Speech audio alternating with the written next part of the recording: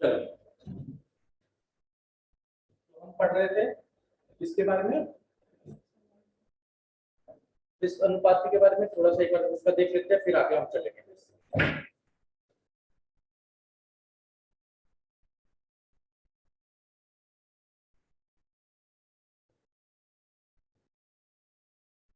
ठीक है, इसका बस मैं एक ही उदाहरण दूंगा और उसी से हम समझेंगे जो हमने बातें समझी थी, और फिर हम आगे चलेंगे इसके पास सम अनुपाती की ओर चलेंगे। ठीक है, और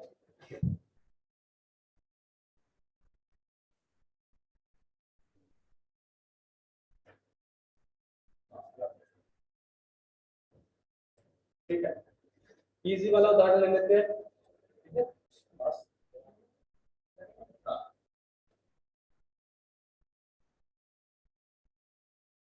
जहां पर हमारे पास क्या है, हाइड्रोजन पेरोक्साइड। ठीक है, हाइड्रोजन पेरोक्साइड की जगह दूसरा ले लेते हैं,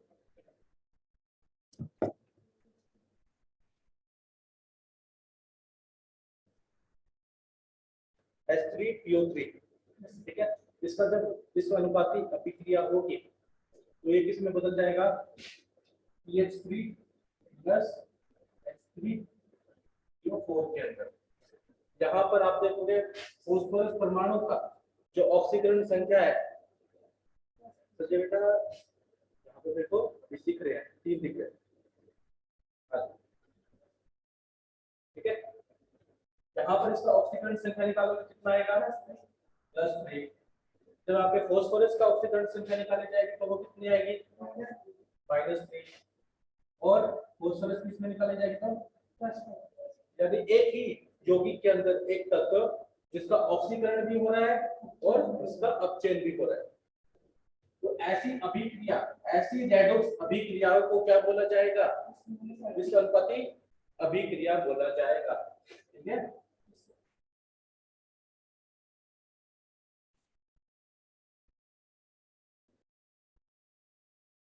इसमें ध्यान रखना, इसमें एक जरूरी चीज है कि वही विश्व अनुपाती अभिक्रिया शो करेगा जो तत्व के पास कम से कम 3 ऑक्सीकरण संख्या हो या ऑक्सीकरण संख्या दिखाए, तभी वो क्या कर सकता है। और दूसरी अभिकारक की और कौन सी ऑक्सीकरण संख्या होनी चाहिए, ना तो अधिकतम ना ही न्यूनतम। ठीक है, बीच वाली हम यूज करें। इसमें हमने कुछ और बातें पढ़ी थी, ऐसे कुछ और सूचक जो विश्व अनुपाती के बारे में बता रही थी। जैसे हमारा फॉस्फोरस का, तो फॉस्फोरस के बारे में ही एक बात बता देते हैं। जो हमारे पास फॉस्फोरस होता है तो मुक्त अवस्था में P4 में पाया जाता है। जब इसके अंदर OH आयन में इसको मिलाया जाता है तो ये क्या है, ये 0 है, ना तो न्यूनतम ना ही अधिकतम, बीच के है। तो इसको क्या होगा, ये क्या कर सकता है, इस अनुपाती अभिक्रिया शो कर सकता है। सर न्यूनतम जाएगा, एक नाम तो न्यूनतम में चला जाएगा। दूसरा अधिकतम यानी इंक्रीज करेगा, बढ़ाएगा, तो बढ़ाएगा तो क्या बनेगा, तो इस केस में भी तुम देख पा रहे हो ये कैसी अभिक्रिया शो कर रहा है, फॉस्फोरस तत्व वही शो कर रहा है। ऐसे ही हमारे पास और भी होते हैं, और भी तत्व हैं, जैसे सल्फर होता है, सल्फर एसिड में मिलता है। ठीक है, उसको बेस में मिलाओगे तो वो भी क्या करेगा, ये भी क्या है, अवस्था 0। ठीक है, यहाँ पे भी इसका ऑक्सीकरण संख्या 0 होगा। अब ये क्या करेगा, जब OH माइनस एक्वस सॉल्यूशन में जाएगा, जलीय विलयन करेगा इसका, तो ये भी क्या करेगा, अपनी सबसे कम H2 माइनस में चला जाएगा, साथ के साथ अपनी बढ़ाएगा भी H2O3 माइनस। ये भी क्या है, कैसी अभिक्रिया है, बिल्कुल। ठीक है, यहाँ पर हमको समझ में आया, बिल्कुल। अब ऐसी अभिक्रिया भी होती है जिसमें क्या होती है, अलग अलग अवस्था से एक ऑक्सीकरण संख्या में आते हैं, अलग अलग ऑक्सीकरण संख्या से एक ऑक्सीकरण संख्या में, तो ऐसी रेडॉक्स अभिक्रिया को क्या बोलते हैं, सम अनुपाती अभिक्रिया। ठीक है, इस समय इसमें दो ही कंडीशन रहेगी, एक अभिकारक की और जो ऑक्सीकरण संख्या होगी ना तो अधिकतम ना ही न्यूनतम, पहली बात तो वो याद रखनी है। दूसरी, जो भी तत्व होगा बस कम से कम 3 ऑक्सीकरण संख्या होनी चाहिए, तभी जाके हम उसका क्या कर सकते हैं, विश्व अनुपाती अभिक्रिया बता सकते हैं। ठीक है, फिर वहीं पर ऐसी अभिक्रिया भी होती है जिसके अंदर उल्टा भी होता है। उल्टा इन द सेंस कि दो अलग अलग ऑक्सीकरण संख्या के जुड़कर एक ऑक्सीकरण संख्या में आते हैं, तो उन अभिक्रिया को, उन रेडॉक्स अभिक्रिया को हम क्या बोलेंगे, समान अनुपाती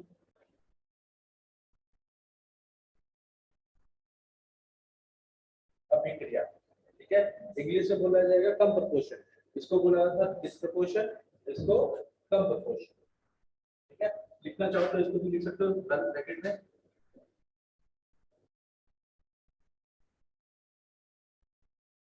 कम प्रोपोर्शनेशन रिएक्शन।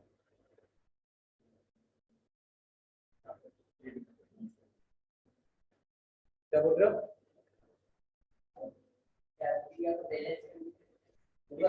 इसको भी इस वाले को बैलेंस करेंगे, इसको बैलेंस करना भी सिखाऊंगा मैं, संतुलित करना आज सीखेंगे वही चीज। वो तो संतुलित है ही नहीं है, संतुलित करेंगे। ठीक है, इसके बाद वही पढ़ना है।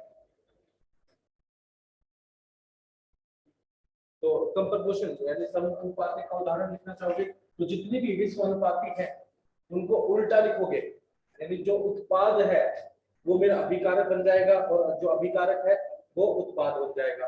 उदाहरण के तौर पर हम सबको पता है पानी और ऑक्सीजन मिलके हाइड्रोजन पर बनाएंगे।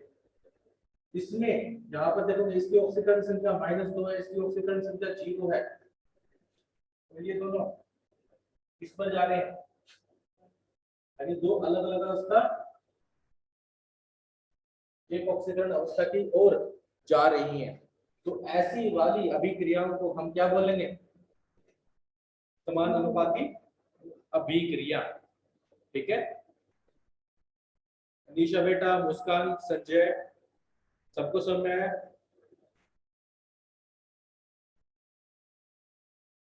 इसका एक और उदाहरण लिख लो ताकि आपको और अच्छे से समझ में आ जाए जब हम बात करते हैं। तो आप सब देखेंगे हमारे पास क्या है, पोटेशियम क्लोरेट KClO3, इसमें इसकी ऑक्सीकरण संख्या 5 है, ना तो अधिकतम ना ही न्यूनतम। ठीक है, सॉरी 5 4 ये 7 हो जाएगी, अधिकतम हो जाएगी। साथ में KCl में इसकी कितनी है, -1। जब ये दोनों अभिक्रिया करके बनाएंगे तो बनाएंगे KClO3 जिसकी कितनी आ जाएगी 5 + 5। देखो अधिकतम न्यूनतम जुड़ के बीच वाले बता रहे हैं, दोनों एक ही की ओर आ रहे हैं। ठीक है, ये भी कैसी अभिक्रिया है, समानुपाती अभिक्रिया। ठीक है, तो जो हमने कंडीशन पढ़ी थी विस्मानुपाती में, इसको उल्टा कर देंगे वो समानुपाती में आएगा जरूर। ठीक है, एक बार इसको लिख लो जिसको लिखना है।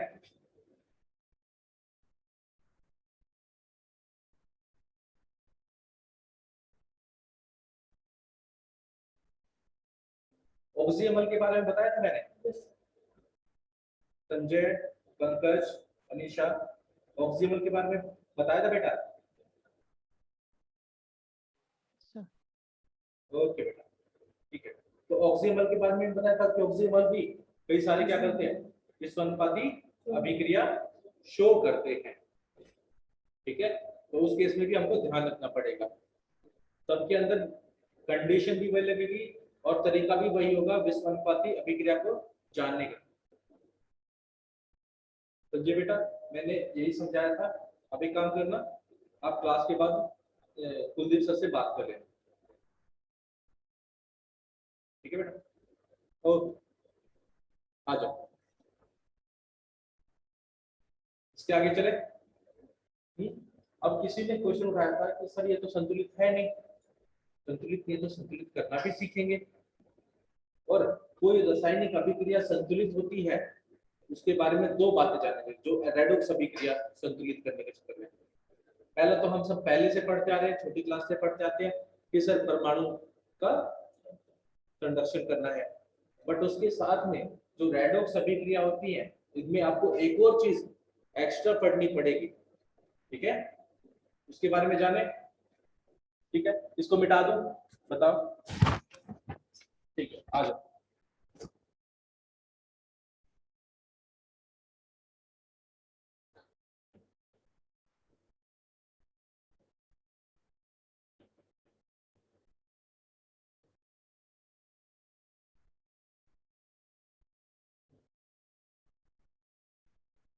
अब देखेंगे हम पढ़ेंगे क्या, संतुलित करना, यानी हमारे पास जो अभिक्रिया है वो संतुलित है या नहीं है, रासायनिक अभिक्रिया क्या, रेडॉक्स अभिक्रिया। तो हमारे पास जो भी होगी रेडॉक्स अभिक्रिया,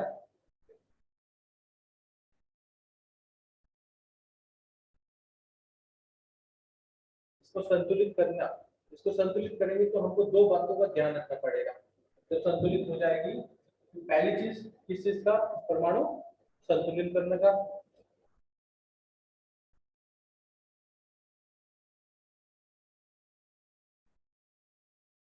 परमाणु संतुलन करने के बारे में जब भी हम बात करते हैं तो हम क्या चीज के बारे में बात करते हैं, जो हमारा अभिकारक की ओर तत्व के परमाणु है उतने ही परमाणु किस साइड होने चाहिए, उत्पाद की ओर। तो यही चीज हम इसके अंदर पढ़ते हैं, ठीक है। दूसरी चीज, दूसरा, जब रेडॉक्स अभिक्रिया के बारे में जानते हैं तो आपको एक और चीज जाननी जरूरी है, आवेश, आवेश का भी संतुलित करना पड़ेगा, ठीक है।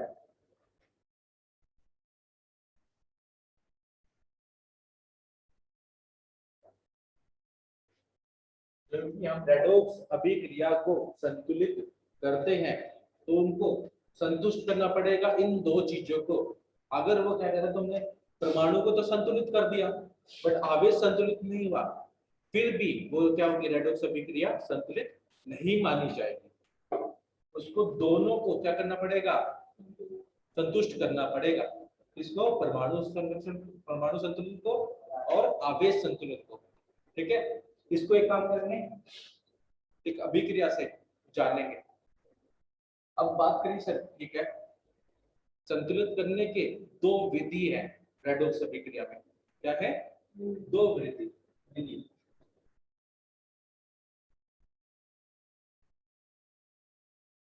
सबसे पहली विधि है जो रेडॉक्स अभिक्रिया में संतुलित करने के लिए। अब आवेश का भी बात जानो, आवेश में हमने क्या पढ़ा है, जितना आवेश किसकी कारण किस साइड होगा, अभिकारक की साइड, उतना ही आवेश साइड होगा, बिल्कुल। विधि में पहली ऑक्सीकरण संख्या विधि, कौन सी, ऑक्सीकरण संख्या विधि।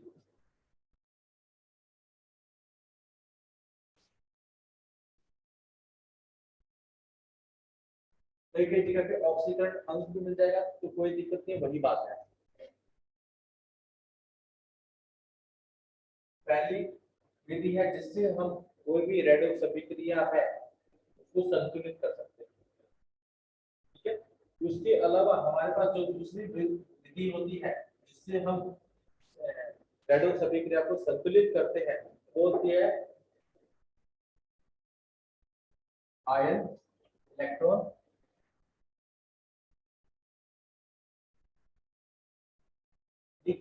विधि, आयन इलेक्ट्रॉनिक विधि, ठीक है। कई कई जगह पे इसको अर्ध अभिक्रिया विधि के नाम से भी जानोगे, ठीक है।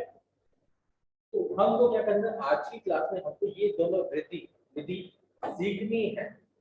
और कैसे, अभी इनके बाद जानना, विधि तो है, साथ के साथ इसमें दो बातें और ध्यान रखनी है सर। पहली विधि, इन दोनों विधि में से जो आयन इलेक्ट्रॉन विधि है ज्यादातर उसका यूज करना, ज्यादातर रिएक्शन में वो सारी रिएक्शन वो सही अभी संतुलित करेगी।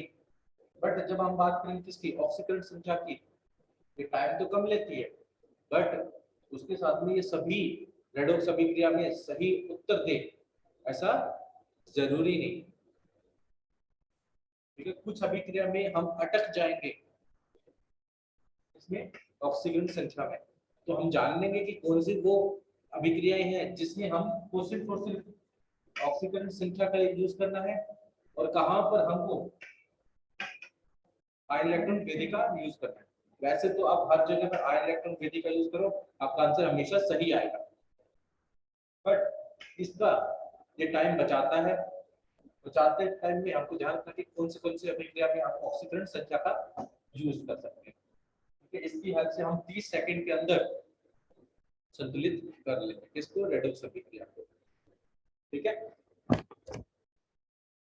याद रहा समय, समझे इन दोनों के बारे में आराम से। अनीशा बेटा, मुस्कान बेटा, पंकज, आपको ये बातें समझ में आई? बताओ।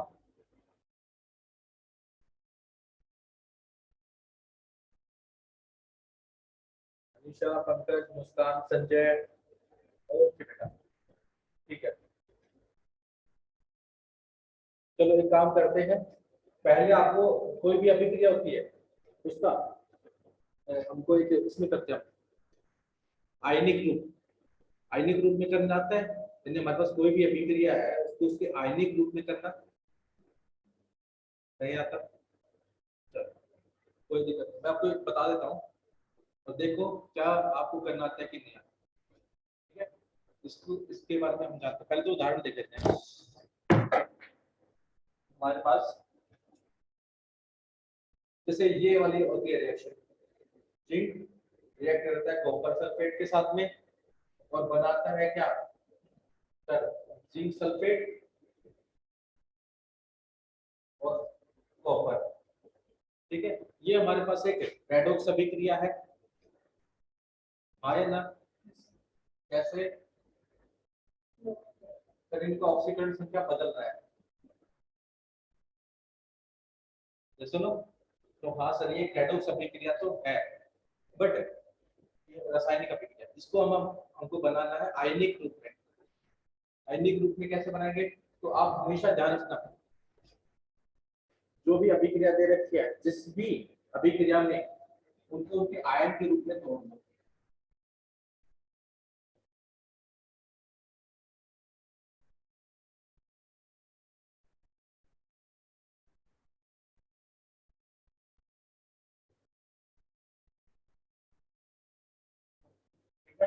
मैंने क्या किया, सबसे पहला काम तो क्या, जितने भी मेरे अभिकारक थे उत्पाद थे सभी को उनके आयनिक रूप में तोड़ दिया। ठीक है, टूटने के बाद आप देखेंगे कि कौन से आयन में बदलाव हुआ, परिवर्तन हुआ और किस में बदलाव नहीं हुआ। तो अब यहाँ पर देखेंगे जिंक में बदलाव हो चुका है, कॉपर में बदलाव हो चुका है, बट सल्फेट के आयन में बदलाव हुआ है क्या? ठीक है, तो आप देखोगे तो हम क्या करेंगे, जो भी जिसमें बदलाव हुआ उनको काट देंगे। काटने के बाद जो बचेगा हमारे पास, जैसे यहाँ पर zinc copper 2 plus zinc 2 plus plus Cu, तो ये जो मेरे पास अभिक्रिया आएगी ये क्या होगी, आयनिक ग्रुप। ठीक है, अब इसमें सर हमने इनको क्यों काटा, ये दर्शनिक क्या है, आयन है, सिर्फ देख रहे हैं, हम तो सिर्फ देख रहे हैं सल्फेट आयन में कुछ बदलाव नहीं हो रहा, वो सिर्फ क्या कर रहे हैं, देख रहे हैं रेडॉक्स अभिक्रिया के अंदर क्या चल रहा है, कुछ भी उसके अंदर क्या कर रहे हैं, भाग ले रहे, क्या नहीं ले रहे, जो जो भाग ले रहे हैं उनका ही क्या करेंगे, उठा लेंगे। तो आयनिक ग्रुप में हम उन्हीं को उठाएंगे जो अभिक्रिया के अंदर पार्टिसिपेट कर रहे हैं, भाग ले रहे हैं। ठीक है, जो सिर्फ देखने के लिए आ रखे हैं उनको हटा देंगे। ठीक है, ये सब मैं आयनिक ग्रुप बनाना, कोई भी अभिक्रिया होगी उसको उसके आयनिक ग्रुप में बदल दोगे। ठीक है,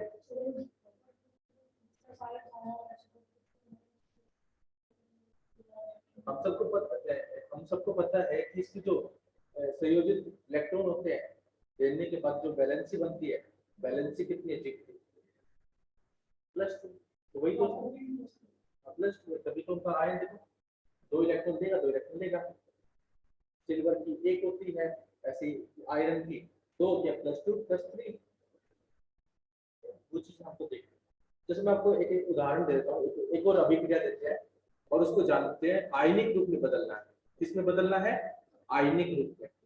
क्योंकि आयनिक रूप बदलोगे तभी जाके ये वाली चीजें ज्यादा अच्छे से समझ में आएगी। ठीक है,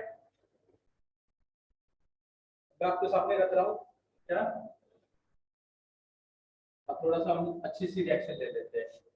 FeSO4 plus KMnO4 plus H2SO4।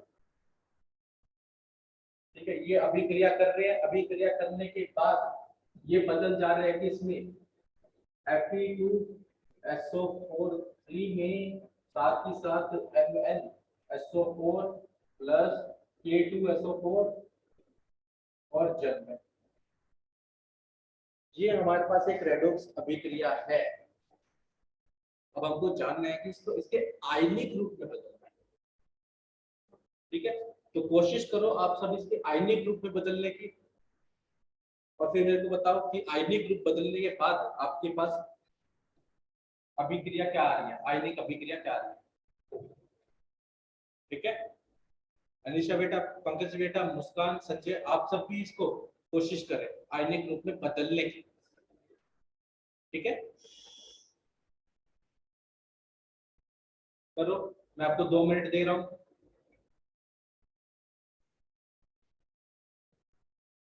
ठीक है, तो 2 मिनट में देखते हैं क्या आंसर है।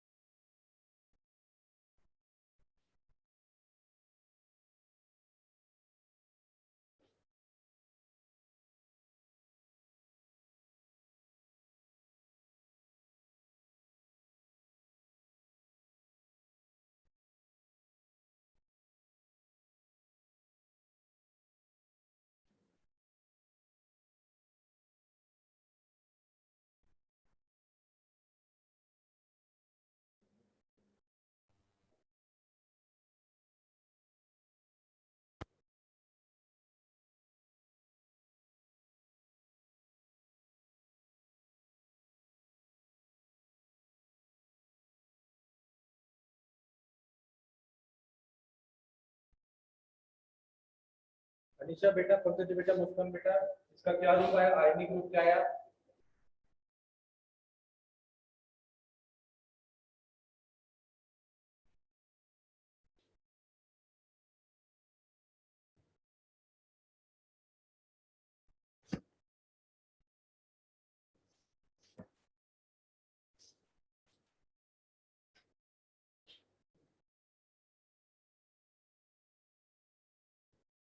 सबको समझ में आ रहा था, ये वाली चीज सबको समझ में आई थी। अनिशा, मुस्कान, पंकज।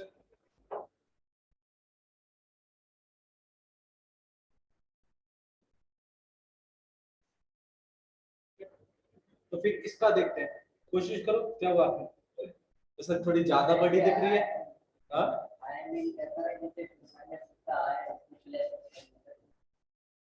ठीक है, आयन नहीं निकल पा रहा, ऑक्सीकरण संख्या है। फिर मैं करके दिखाता हूँ आप सबको, आप सब देख लें। ठीक है, चलो, पहला काम तो जितने भी अभिकारक उत्पाद है उनको उनको किस रूप में तोड़ेंगे, आयनिक रूप में। पहले तो हम इनको तोड़ेंगे। आपको पता है यहाँ पर आयरन किस में है, Fe2+ में, प्लस SO4 2- सल्फेट के ऊपर -2 होता है, 4 आयोडेज। ठीक है, फिर यही पे यहाँ पे पोटेशियम मॉलिक्यूल आ रहा है 8+1 और MnO4-। ठीक है, इसको बिल्कुल H पॉजिटिव, क्योंकि दो होंगे और SO4 2 माइनस, ये हमारे सारे के सारे क्या हो जाएंगे, आयन इसके अभिकारक में। यहां तक मेरे ख्याल से सबने कर लिया, सबको समझ में आ गया, कुछ गड़बड़ लग रही है? ठीक है, यहाँ तक सब तो सही है। फिर सिमिलरली वैसे ही हम क्या करेंगे, उत्पाद की ओर भी करेंगे। उत्पाद की ओर देखेंगे Fe3 प्लस SO4 2 माइनस। ठीक है, सल्फेट यहाँ पर आ जाएगा Mn2 प्लस और SO4 2 माइनस। इसमें A प्लस और SO4 2 माइनस, यहाँ पर ये 2 होगा और यहाँ पर हो जाएगा वाटर। वाटर तो हम ऐसे ही रख लेते हैं। ठीक है, अब आप यहाँ पर देखोगे, जब हम इसमें देखेंगे तो बदल किस किस में रहा है,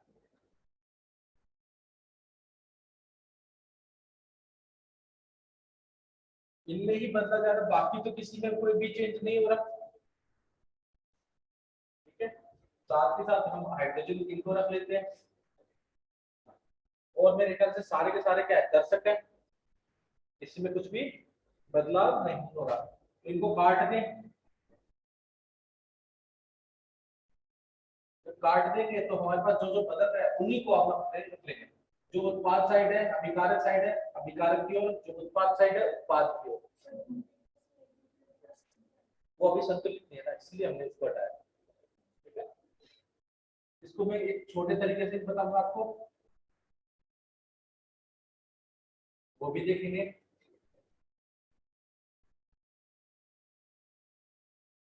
ठीक है, यहाँ पर Fe3 प्लस Mn2 प्लस और वाटर, ये बन जाएगा क्या, आयनिक ग्रुप। ठीक है, अब इसमें एक और चीज आपको समझने, इसको और सिंपल तरीके से कर सकते हैं सर। परिवर्तन तो सबसे ज्यादा परिवर्तन सिर्फ दो में दिख रहा है, इनमें भी ज्यादा नहीं है, इनको भी हटा सकते हैं। अगर आपको प्रॉपर आयनिक बनानी है, क्या बनानी है, प्रॉपर आयनिक बनानी, जैसे इसमें बनाएगी। अब ध्यान से देखोगे, जब इनका ऑक्सीकरण संख्या लिखोगे, सभी में देखो ऑक्सीकरण संख्या लिखोगे तो आपको उससे ही पता चलेगा। इसमें +2 आएगा, इसमें +7 आएगा, इसमें +3 आएगा, इसमें +2 आएगा। तो इन्हीं में बदलाव हो रहा है ऑक्सीकरण संख्या का, और किसी में भी बदलाव नहीं हो रहा। देखो, और वही हमारे आयनिक रूप में आ रही है, जैसे ना, बाकी सबको हटा दिया, जो फालतू थे उनको निकाल दिया, जैसे ना, वही चीजें आ रही है। Fe2 प्लस आ गया, Fe3 प्लस आ गया, MnO4 माइनस कहां से आया, इससे आ गया, और Mn2 प्लस यहां से आ गया। ठीक है, ये सिर्फ इसलिए बताया था ताकि आप समझे कि ये कहां से आया। पेपर में ऐसे नहीं करना, वे बिल्कुल करने की जरूरत नहीं, बट समझने की जरूरत है ये आया कहां से था। पेपर में करना कैसे, वो भी मैं आपको बता देता हूँ। बस ये कि आपको आयनिक ग्रुप बनाना आया, क्या आयनिक ग्रुप बनाना आ गया, बताओ।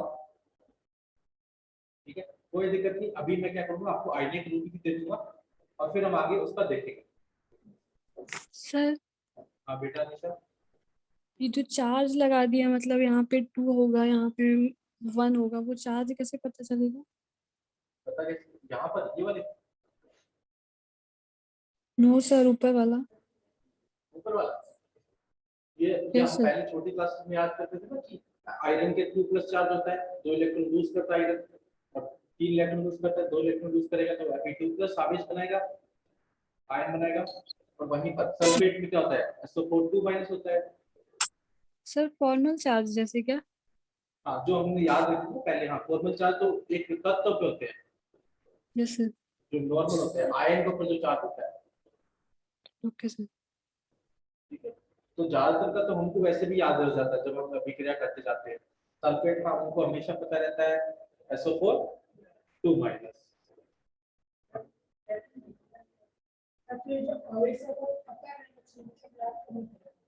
आवेश जनरली आ जाएगा, या तो तुमको ऑक्सीकरण संख्या पता हो तो उससे आवेश निकाल लो, ठीक है, नहीं तो पता ही रहता है, ज्यादातर तो हमको पता ही रहता है, ठीक है। क्या Fe3 प्लस कहां से है, इस वाले से जैसे कि निकाला ऑक्सीजन, उसको X मान दो ना, ऑक्सीजन संख्या फिर वैसे निकालोगे तो वैसे भी आ जाएगा, ठीक है। अब एक काम करते हैं, आपको रासायनिक अभिक्रिया को संतुलित करके देखते हैं, रेडॉक्स अभिक्रिया को, और फिर हम देखते हैं कि कैसे हम उनको करते हैं और कैसे उसमें हमको आयनिक ग्रुप हेल्प करता है, बताता है कि ज्यादातर तुमको आयनिक ग्रुप दिया जाएगा, इन्हीं का यूज हम डी ब्लॉक के अंदर भी पढ़ेंगे, वहां पर भी पढ़ाया जाएगा। क्यों, क्योंकि कौन से एलिमेंट है, किसके तत्व है, डी ब्लॉक तत्व है ना, तो जैसे NO2।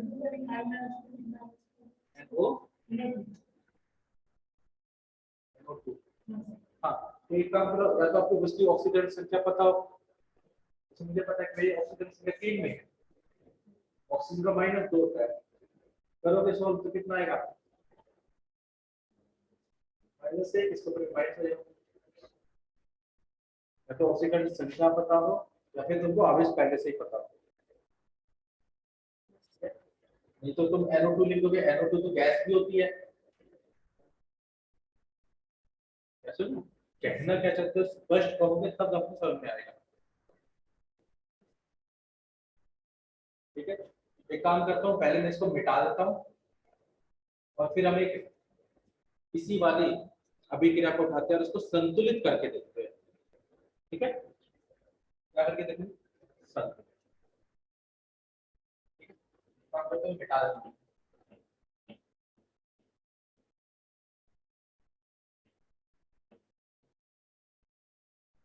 तुम सबने लिख लिया, तुम सबको समझ में आया बेटा ये वाली बातें,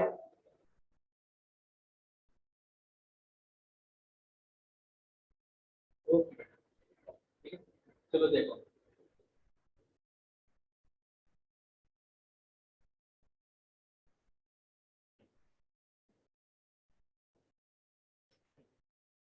आओ, तो मैं काम करता हूँ, पहले तो इसको ऑक्सीकरण संख्या या अंग विधि से इसको क्या करता हूँ, संतुलित करके दिखाता हूँ, और देखो कितना आसान है, ठीक है। पहले तो मैं तुमको चरण बाय एक एक स्टेप, एक एक चरण बताऊंगा ताकि आपको समझ में आए किसी संतुलित किसी रेडॉक्स अभिक्रिया को संतुलित करते कैसे हैं, ठीक है। तो हमारे पास ये अभिक्रिया है, चरण 1, जो भी असंतुलित रेडॉक्स अभिक्रिया है उसको लिख लेंगे और उनके नीचे, हर एक तत्व के नीचे उनका ऑक्सीकरण संख्या लिखेंगे। पहला चीज ऑक्सीकरण संख्या लिखना है, यहाँ पर आ जाएगा FeSO4 AMnO4 plus H2SO4। But एक काम करना, आप सभी का मत लिखना, आप लिखना उसका जिसका बदल रहा है, सभी का लिखने का कोई फायदा नहीं, हमको बस उसी का काम है जिसका बदल रहा है ऑक्सीकरण संख्या, वो आप रेडॉक्स अभिक्रिया देख के पता कर सकते हो। अगर नहीं पता कर पा रहे तो आप सबका लिखो और फिर देखो किसका बदल रहा है, ठीक है।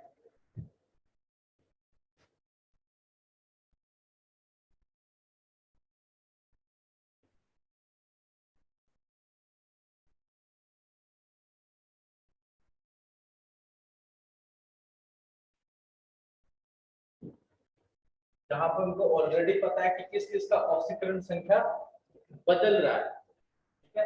हमको पता है इसका +2 है और इसका +7 है, इसका +3 है और Mn का +2 है, ठीक है।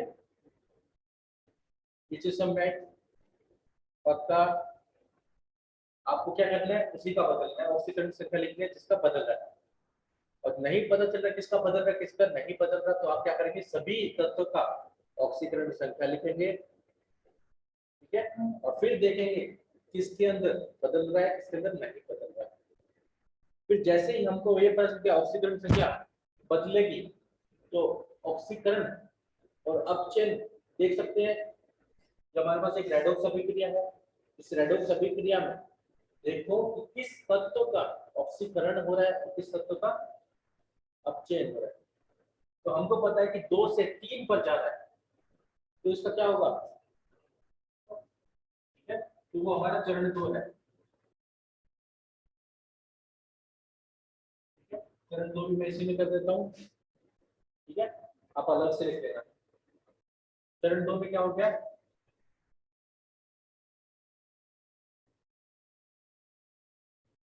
2 से 3 वृद्धि। वृद्धि वाला मतलब क्या है,